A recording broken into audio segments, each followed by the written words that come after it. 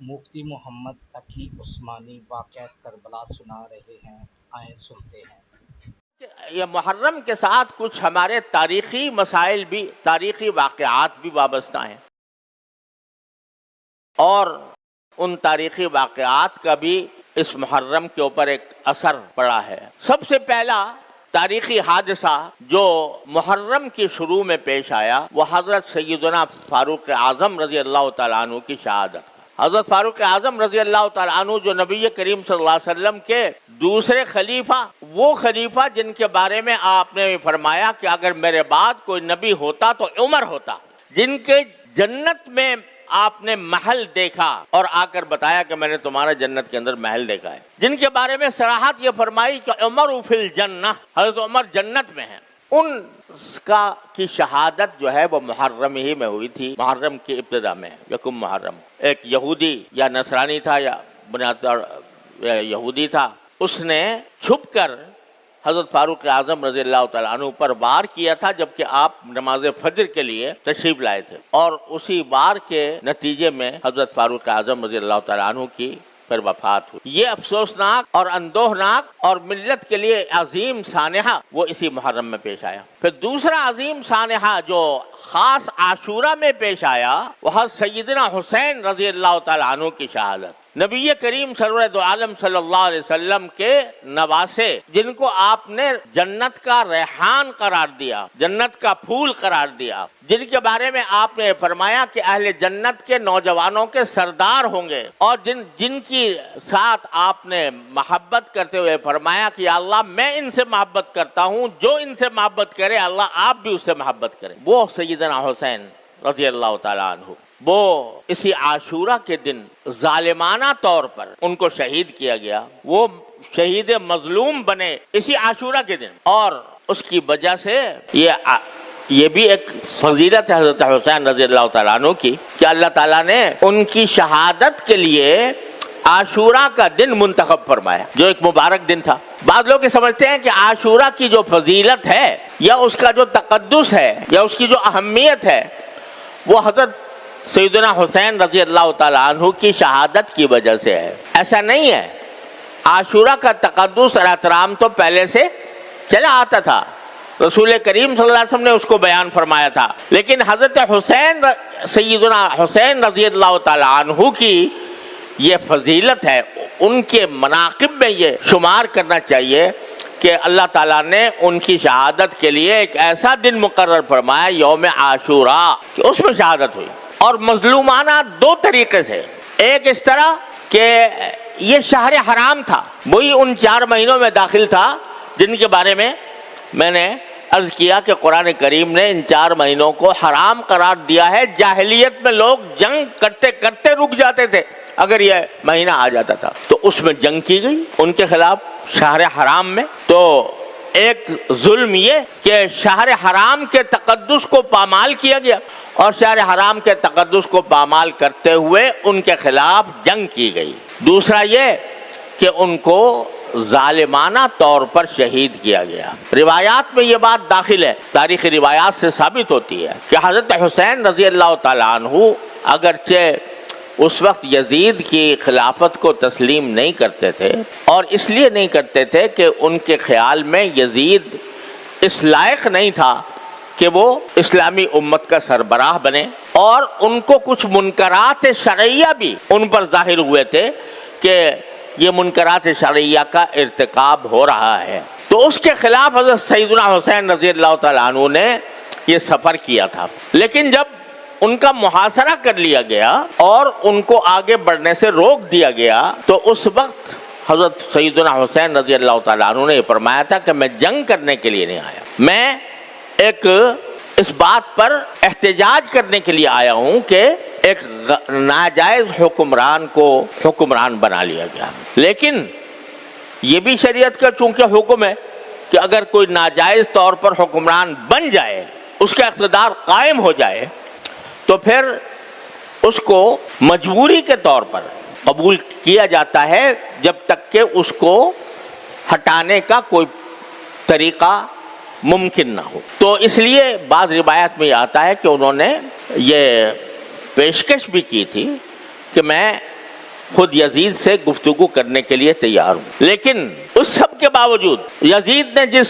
کو گورنر بنایا ہوا تھا عبید اللہ بن زیاد، وہ حضرت حسین رضی اللہ تعالیٰ عنہ سے بات چیت پر آمادہ نہیں تھا اور اس نے جنگ ٹھان لی اور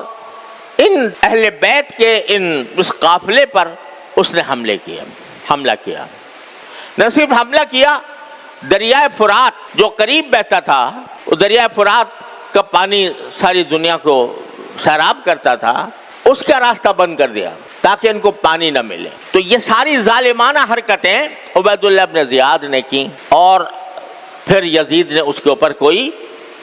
اس کے خلاف کوئی کارروائی بھی نہیں کی. اس لیے حضرت حسین رضی اللہ تعالیٰ عنہ کی شہادت مظلومانہ شہادت تھی. ان کے خلاف جو کارروائی تھی وہ ظالمانہ کارروائی، اور اس ظالمانہ کارروائی کی وجہ سے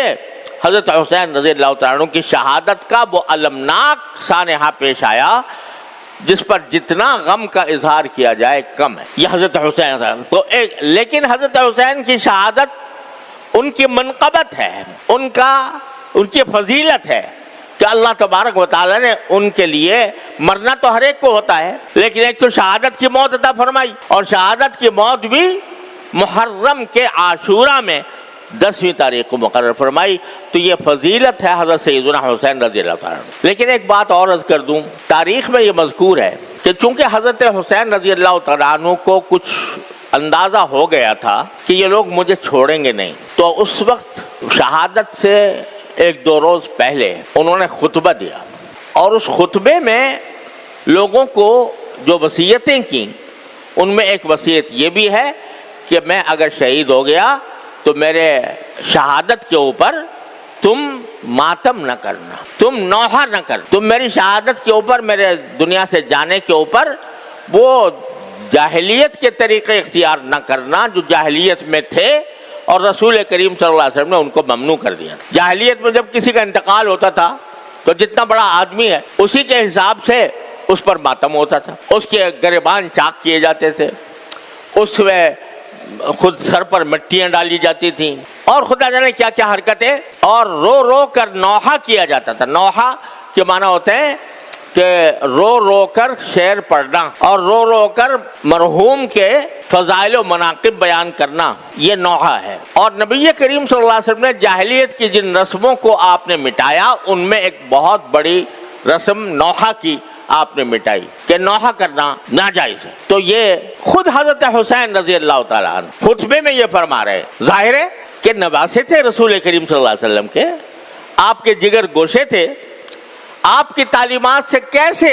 ذرہ برابر وہ انحراف فرما سکتے تھے. تو انہوں نے یہ خطبے کے اندر خود یہ وصیتیں فرمائیں. افسوس ہے کہ ان کی ساری وصیتوں کو پس پش ڈال کر ایسی رسمیں ایجاد کر لی گئیں کہ جس کے نتیجے میں خود نہ صرف رسول کریم صلی اللہ علیہ وسلم کے ارشادات کی نفی ہوتی ہے، خود حضرت حسین رضی اللہ تعالیٰ عنہ کی وصیت کی نفی ہوتی ہے، اور ایک پورا ایک طوفان برپا ہو جاتا ہے نوحوں کا اور ماتموں کا. بہرحال جو لوگ کرتے ہیں وہ جانے، ان کا کام جانے. لیکن مسلمان اہل سنت ہیں جو نبی کریم صلی اللہ علیہ وسلم کی سنت کے تابع ہیں، جو حضرت حسین رضی اللہ تعالیٰ عنہ کی وصیتوں کے تابع ہیں، ان کو اس قسم کی مجالس میں جہاں یہ نوحہ ہوتا ہو یا جہاں ان کے حضرت حسین کی وصیتوں کے خلاف ورزی کی جاتی ہو، وہاں ایک متبع سنت مسلمان کا کوئی گزر نہیں ہونا چاہیے، وہاں اس کی شرکت نہ ہونی چاہیے. کیونکہ رسول کریم صلی اللہ علیہ وسلم کا ارشاد ہے کہ جو شخص کسی ایک مجلس میں بیٹھتا ہے، کسی بڑی مجلس میں بیٹھتا ہے، چاہے بیٹھا ہی ہو، دیکھنے کے لیے بیٹھا ہو، تو اس کا شمار اسی مجلس کے لوگوں میں ہوگا. لہذا جو کر رہے ہیں وہ اپنے اعمال کے خود جواب دہ ہیں، اور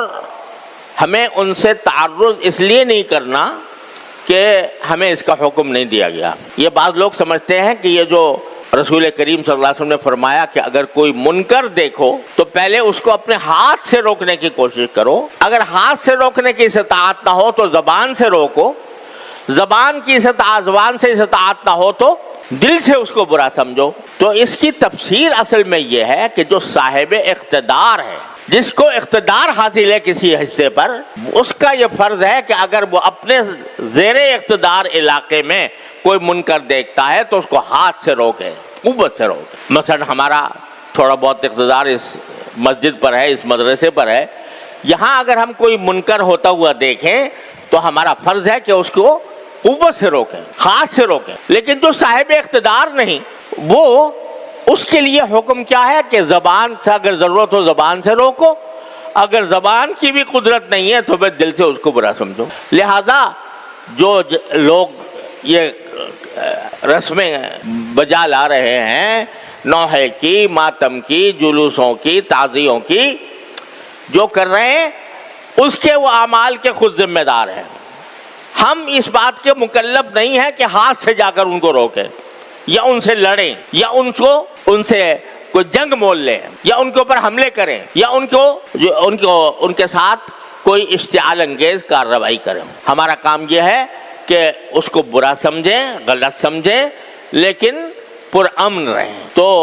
اس طرح یہ ایک اعتدال کا راستہ ہے جو شریعت نے ہمیں بتایا ہے، اسی اعتدال کے راستے پر قائم رہنے کی ضرورت ہے۔ اللہ تبارک و تعالیٰ اپنے فضل و کرم سے، اپنی رحمت سے ہمیں عاشورہ کی فضیلت